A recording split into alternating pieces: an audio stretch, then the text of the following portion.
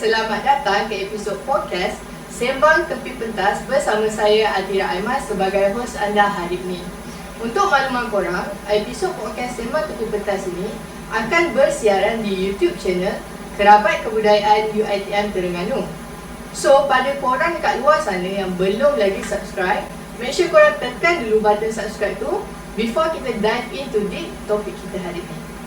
So, untuk hari ini, sebenarnya kita bawakan dekat korang satu tetamu istimewa, iaitu daripada kalangan pensyarah UiTM Dungun sendiri. So, kita memperkenalkan Sir Amiruddin bin Muhammad Zaini. So, Sir, apa khabar, Sir? Alhamdulillah, baik. Before that, saya nak kata hai semua. Sir. Okay. Sir, thank you so much, Sir, sebab sudi untuk luangkan masa Sir untuk bersama-sama kita malam ini. So, mungkin Sir boleh ceritakan sedikit sebanyak tentang diri Sir? First thing first, terima kasih kepada Atira juga dan juga Kerabat Kebudayaan UiTM Terengganu kerana sudi menjemput saya untuk menjadi sebahagian daripada apa orang kata jemputan di podcast ini ya. So basically lah, nama saya Amiruddin bin Muhammad Zaini.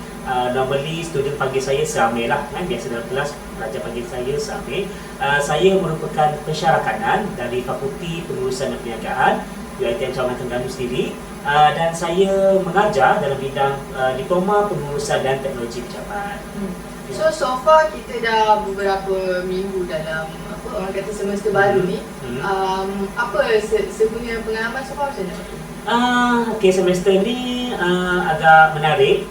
Bagi saya semester yang berada di semester kedua yang berada di hujung tahun ni, saya agak sukalah sebab kita kurang panas, dah nak mengakhiri musim terhujung, student pun ramai dan setiap semester kita ada student yang pelbagai. So semester ni student yang lain lah, maksudnya student yang interesting. I see. So sepanjang sejadi pensyarah kan, macam saya cakap tadi dah 15 tahun, adalah satu jangka masa yang lama. So of course lagi saya akan ada cabaran sebagai seorang lecturer kan. So apa serasa cabaran yang paling saya ingatlah sampai sekarang yang saya pernah rasa sepanjang sejadi pensyarah? Susah nak cakap sebab sebenarnya kan menjadi pensyarah ni dia macam sama je macam pendidik cikgu. Dan setiap semester kita akan jumpa perangai ataupun karakter pelajar yang berbeza-beza. So kita tak boleh kata semester ni seronok, semester depan tak seronok. Setiap semester sebenarnya interesting. Sebab kita akan jumpa pelajar yang berbeza-beza dengan karakter yang berbeza-beza dan karakter mereka sangat menarik. So kalau nak kata pengalaman berat apa benda, normal lah sebagai seorang pendidik tu memang ada cabaran dia. Tapi semua tu adalah biasa dan seronok. Faham. Okey, sebenarnya hari ni kita ajak untuk bersembang tentang cerita yang bernama Majika. Kalau saya familiar dengan Majika? Ya, betul. Okey, Majika ni dulu dia keluar tahun 2010 dan merupakan satu movie yang sangat-sangatlah famous pada ketika itu dan juga pada sampai sekarang lah, orang kata evergreen, everlast macam tu kan. Dan saya rasalah pada pendapat saya sendiri, cerita ni jadi orang kata timeless macam tu disebabkan konsep cerita ni yang direct oleh Andrew Abdul Halim dan dia punya producer adalah dia punya adik-beradik sendiri, KLU. Didirect oleh mereka dengan berkonsepkan drama musical fantasi. So kalau kita tengok, dia juga merupakan campuran beberapa cerita-cerita rakyat Malaysia yang kita selalu dengar. So pada pendapat Sir pula, apa yang serasa bila saya tengok cerita ni? Saya ingat lagi, saya berkesempatan lah menonton filem Majika tu di Mesir Mall.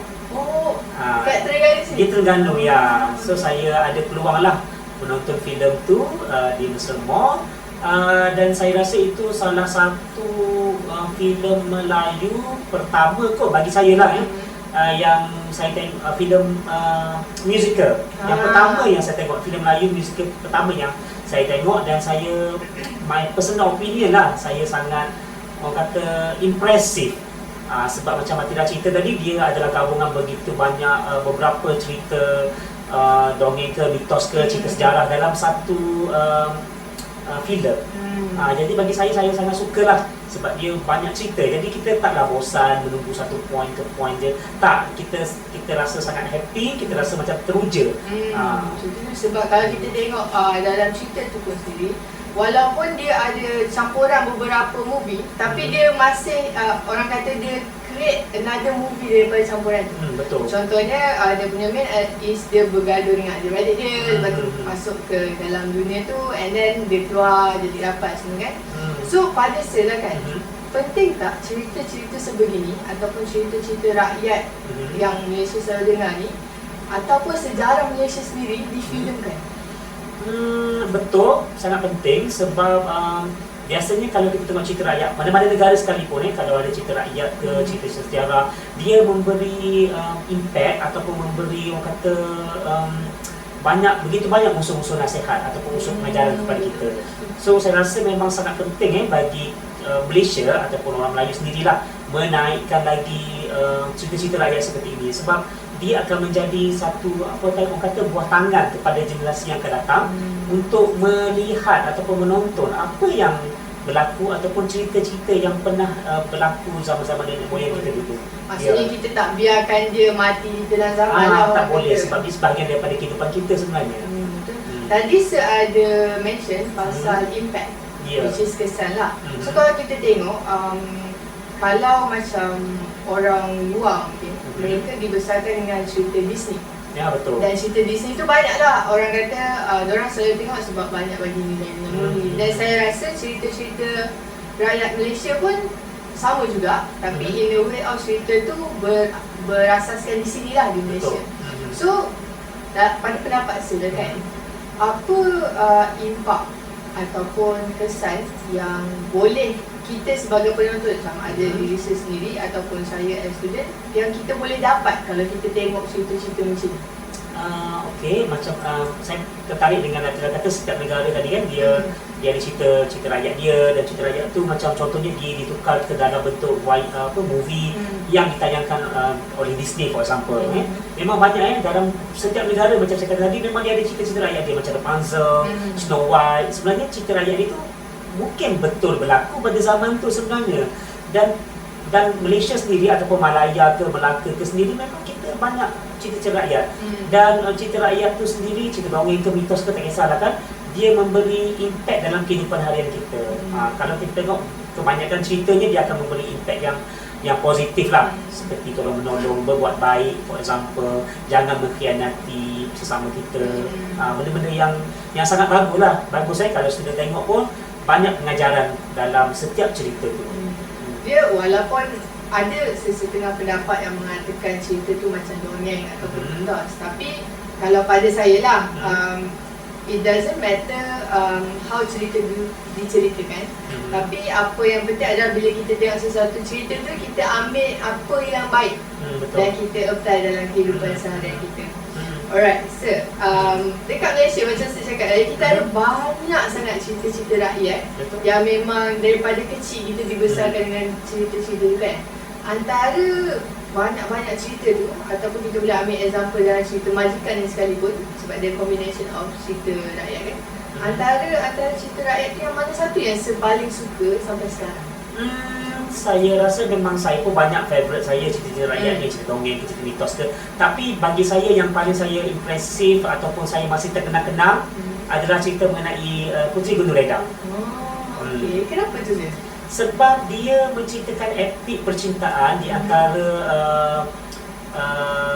tiga penjuru lah kan, di antara Hang Tuah, Sultan Melaka pada waktu itu, dan juga Puteri Gunung Redang itu sendiri. Dia adalah daripada keturunan Majapahit kan, betul? Dan dia bukan berada di Malaya ataupun Melaka pada waktu itu.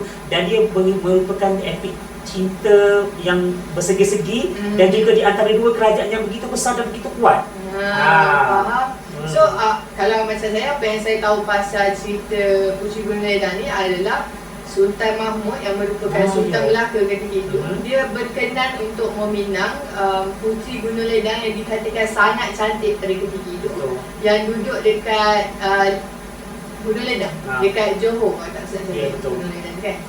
Tetapi mungkin ada setengah pendapat yang mengatakan Puteri Gunung Ledang ni nak menolak pinangan tersebut. Tapi kalau kita tengok cara dia menggunakan orang kata ayat yang berlapik lah. Dia bukan, dia bagi syarat yang berlapik kan. Dia bukan terus orang kata reject ataupun tolak macam tu.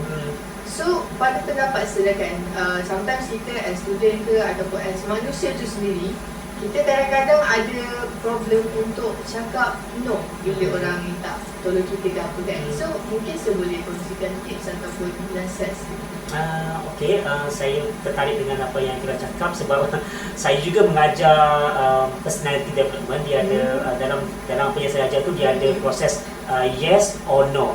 Mengatakan untuk macam mana nak kata yes ataupun macam mana nak mengatakan no ataupun macam mana kita nak hold kita punya decision. So dia ada 3 benda So macam kita kata macam mana kita nak kata no. Dalam kes Puteri Gunung Ledang sendiri, dia nak kata no tapi dia tak nak directly kata tak nak. Sebab dia mungkin dia seorang puteri raja dan dia pun orang Asia Tenggara lah, tak kira dia kerajaan mana sekalipun, dan dia ada budi bahasa dia.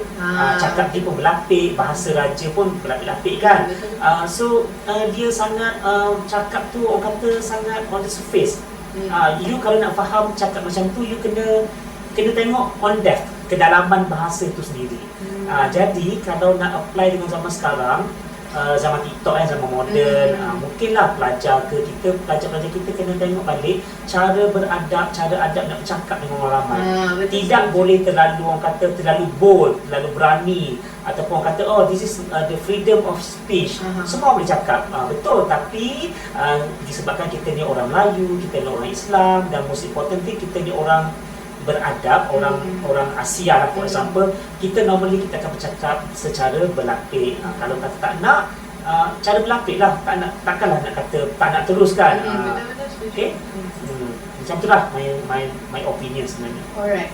So kalau kita tengok daripada segi perubahan zaman kan, macam saya cakap tadi daripada segi bahasa juga sekarang kita boleh nampaklah perbezaan percakapan orang dahulu dengan sekarang. Mungkin saya setuju dengan apa yang saya cakap tadi, which is kita kena learn how to cakap dengan sopan. Walaupun kita tak nak sekalipun. Alright. Tadi kita tanya Sir pasal cerita favourite Sir. Okey, sekarang saya nak tanya Sir lah. Dan banyak tu watak favourite Sir pula. Tak kisahlah sama ada daripada segi cerita rakyat tu sendiri ataupun dalam majikan sekarang. Okey, saya rasa kita bincang pasal majikan pun okey juga kan? Boleh. Okey, sebab nak mengimbau kenangan 13 tahun yang lalu. Dalam filem Majikan tu sendiri, saya agak gemar lah watak pelakon utama tu. Ayu.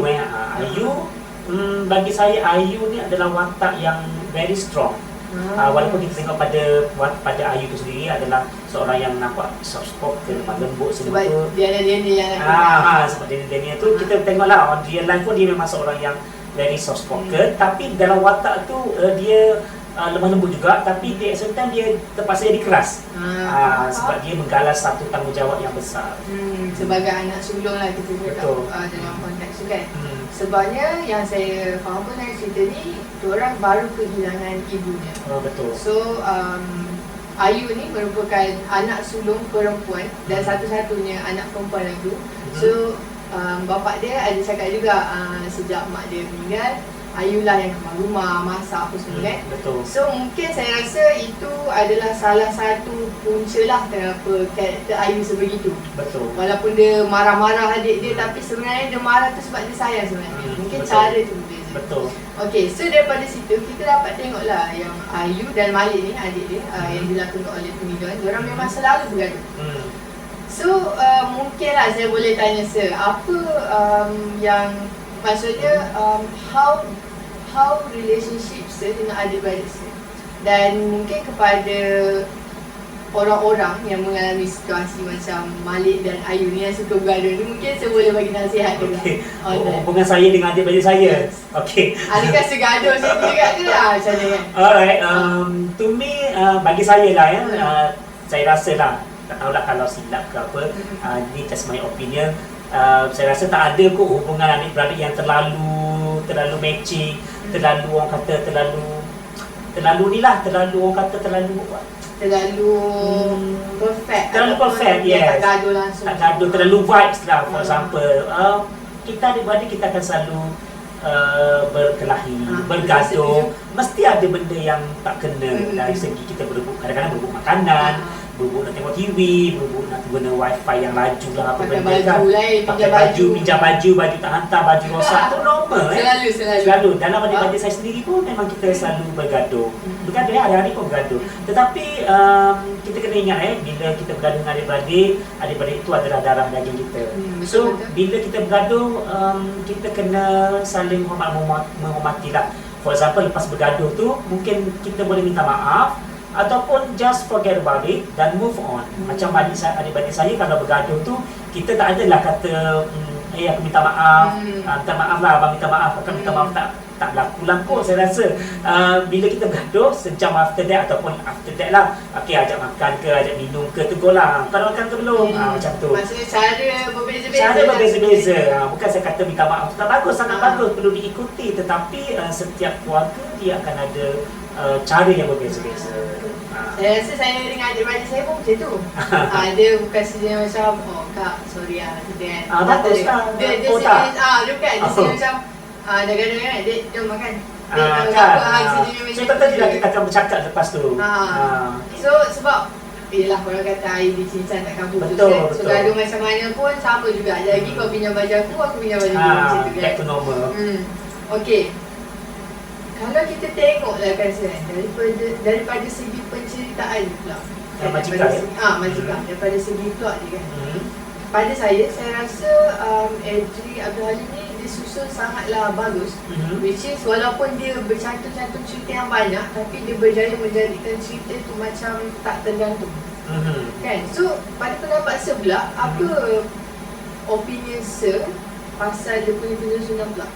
First thing first, saya nak cakap pasal plot ni pun bukan saya orang yang pakar tetapi ni based on my personal view lah about the movie. Saya rasa plot dia susunan ni sangat cantik daripada dalam, contohnya daripada dunia nyata, lepas tu dia pergi ke dunia khayalan ke dunia seberang sana lah. Lepas tu bila berada kat sana, dia cuba mencari keadaan kenapa dia berada kat sana. So lepas tu dia jumpa orang jahat, dia jumpa orang baik. So benda tu transition tu sangat bagus, sangat baik. Dia tak adalah macam kenapa kat sini, tadi kau kat sana. Kita tak adalah terfikir-fikir macam tu. So saya rasa susunan plot tu sangat cantik.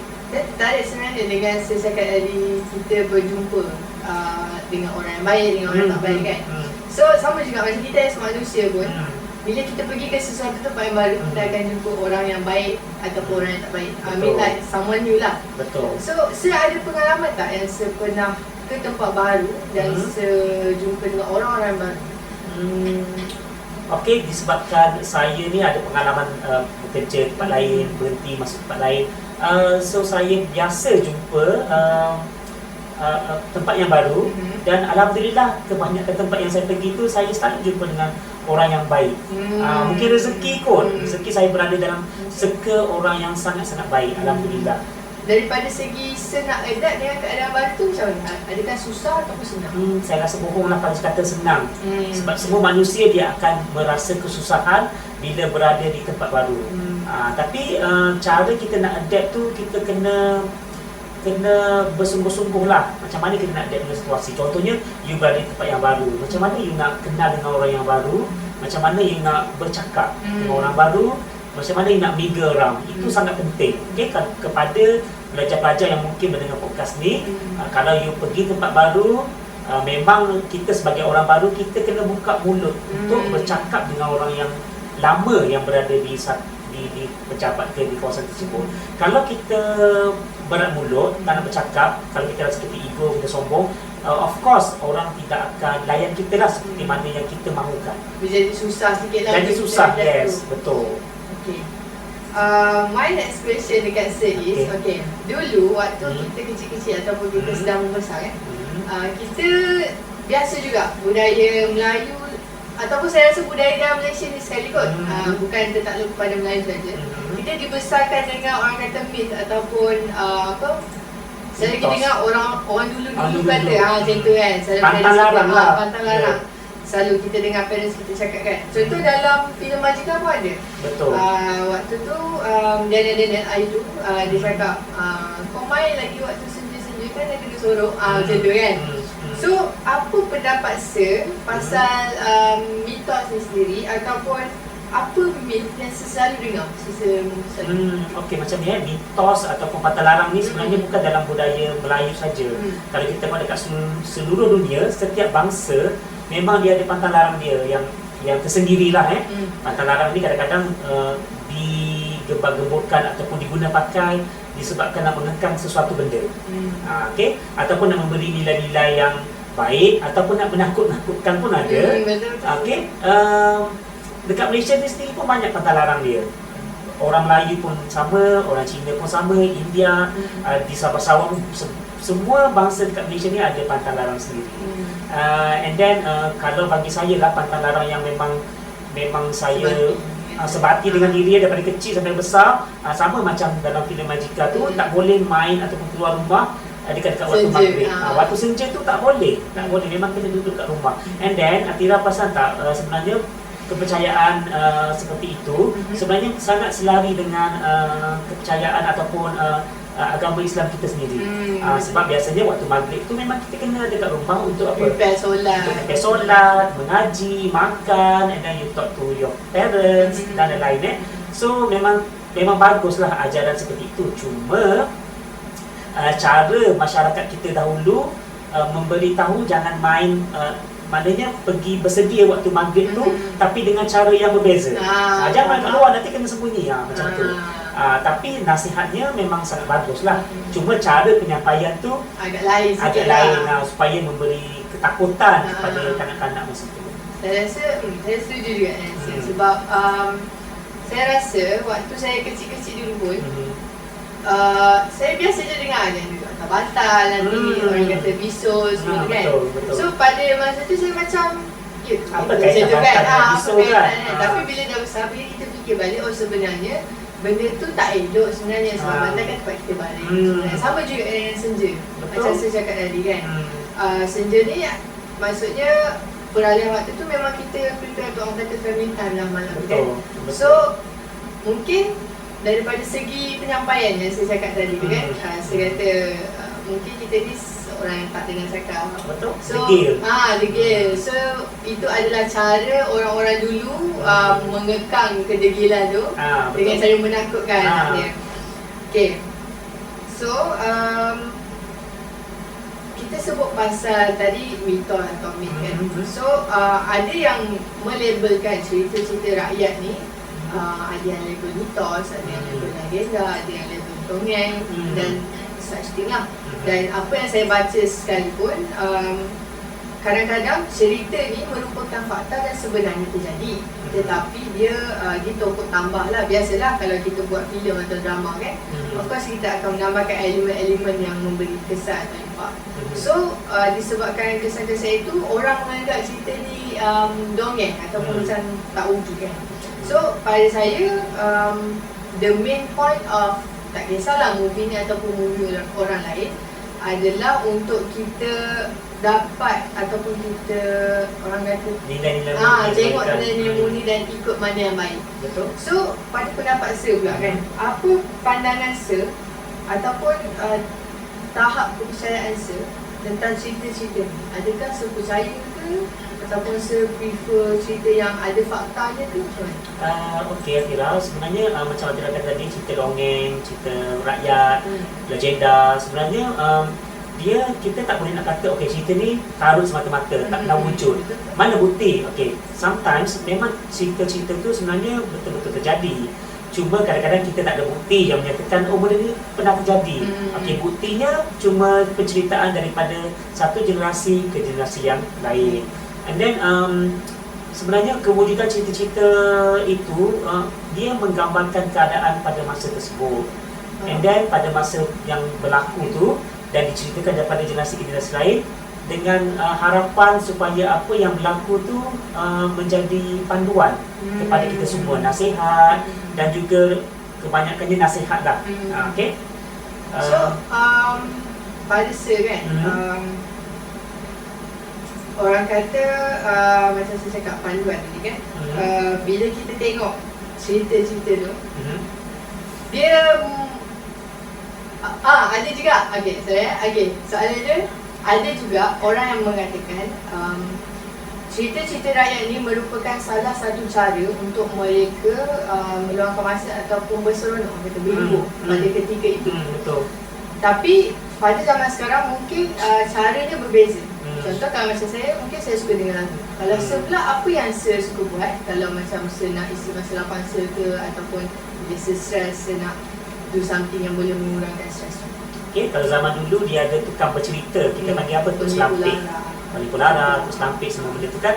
Jadi kalau kita ada masa senggang ke, waktu terluang, ataupun ada persembahan, memang kita akan pergi dengar ni based on penceritaan daripada orang dulu-dulu lah, sebab saya pun tak hidup zaman dulu. Okey, berbalik kepada soalan Atira, kalau dah bosan saya biasa buat apa?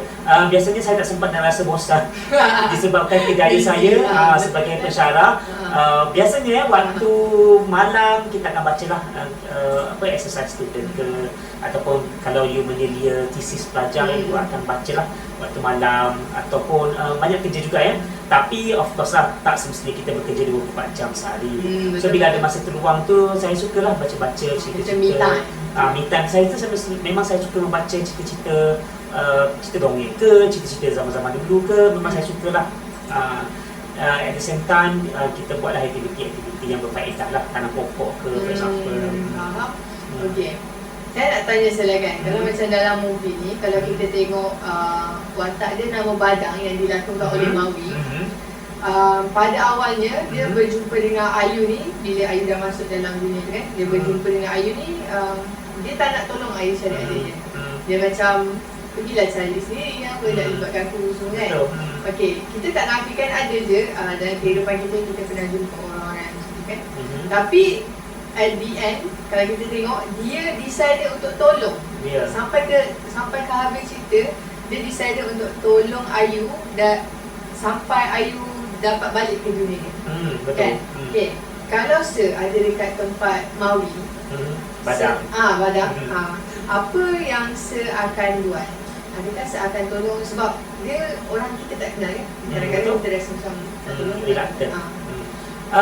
Okay, kalau kita tengok watak Badang dalam Magica tu, dia sangat kontradik dengan watak Badang yang sebenarnya. Okay, watak Badang yang yang pernah kita tengok zaman Kerambi tu, dia lain tau, dia seorang yang serius. Dia taklah macam bercita-cita macam Mawi dalam Badang Magica tu. Agak kontradik, tapi tak apalah ya. Dia dua-dua tu memberi unsur yang berlainan nasihat yang berlainan. Cara garapan dia. Ya, cara olah dia. Kalau back to your question, kalau saya di Badang, saya nak tolong tak Ayu? Saya rasa most of Malaysians, orang Malaysia, dia suka membantu. Tak kisahlah you bangsa apa sekalipun, agama apa sekalipun, you akan cuba untuk membantu. So kalau saya di Badang, of course kali pertama, kali kedua perjumpaan dengan jumpa Ayu tu, mungkin saya akan rasa reluctant nak tolong. Tapi bila kita tengok, mungkin saya dengar cerita tu macam betul lah, desperate, of course lah, insyaAllah saya pun akan tolong lah. Sebab saya rasa tolong-menolong ni dia memberi impact yang sangat positif kepada kita dan juga kepada orang yang ditolong. Lagipun macam kadang-kadang kalau kita letak position kita dekat tempat Ayu pun, dia masuk dalam dunia yang dia tak familiar. Bukan dunia dia pun. So dia macam tak tahu nak ke mana, apa kat situ kan. So kalau kita kat tempat Ayu pun, of course kita berharap ada orang tolong kita. Betul. Okay, untuk soalan-soalan kita, I guess kita dah habis untuk tu. Tapi kita ada lagi satu segmen. Okay, segmen ni kita panggil dia segmen Rapid Fire. Basically, dia macam permainan disorder. Kalau saya kena disorder. Kita akan bagi dua pilihan jawapan. Saya kena pilih salah satu je. Within 10 second. Alright. Alright. Okay. First adalah musical atau drama? Musical. Okay. Badang atau hantu? Hantu. Fantasi atau sci-fi? Fantasi. Okay, laju. Ayu atau Malik? Ayu. Dunia nyata atau mimpi? Mimpi. Masuri atau Puteri Gunung Ledang? Puteri Gunung Ledang. cerita dongeng atau fakta? Cerita dongeng. Itu dia guys. Laju saya jawab tak sampai kira 10 saat sejawab. Okay, so I think habisnya rapid fire kita tu, that's the end of it lah. Kita pun nak sampai ke penghujung rancangan. Sekejap je kan? Sekejap je. Nanti kita request. Rasa nak review macam ni lagi. Kan? Okay. So before kita habis ni, Sir ada apa-apa conclusion ke yang Sir nak buat? Alright. Kita punya sembang kan? Kalau besok sembang tadi, besok cerita, garapan cerita, movie Majika tadi, saya rasa banyak unsur yang positif sebenarnya ya. Kalau untuk pelajar UiTM sendiri ataupun pelajar-pelajar lain lah di luar sana, saya rasa kita banyak kena terapkan nilai-nilai murni dalam hidup kita. Kita kena ikut undang-undang, follow the rules, lebih sedikit. Follow the rules lebih sedikit daripada yang sepatutnya kita follow, dan always trust your instinct. Kalau hati you kata kena buat, kalau you malas, maksudnya you kena buat. Faham. Dan saya nak tambah sikit yang saya cakap tadi lah. Ikut peraturan tu kadang-kadang yelah betul kita rasa macam tak suka. Tak ada manusia yang suka dengan peraturan sebenarnya. Betul. Tapi saya rasa benda tu yang menjadikan kita seorang manusia yang lebih berdisiplin. Dan saya rasa juga adanya peraturan ni sebenarnya dia ada kebaikan yang kita tak nampak lagi. Sebenarnya betul. Okay, so I think that's it guys untuk episod podcast Sembang Tepi Pentas kita pada hari ini. So nak ingatkan lagi before kita end this session, untuk korang tekan dulu button subscribe tu before korang exit this video, okay? So stay tune untuk kita orang punya next content dekat YouTube channel Terabat Kebudayaan UiTM Terengganu. So I'll see you guys soon. Bye. Bye.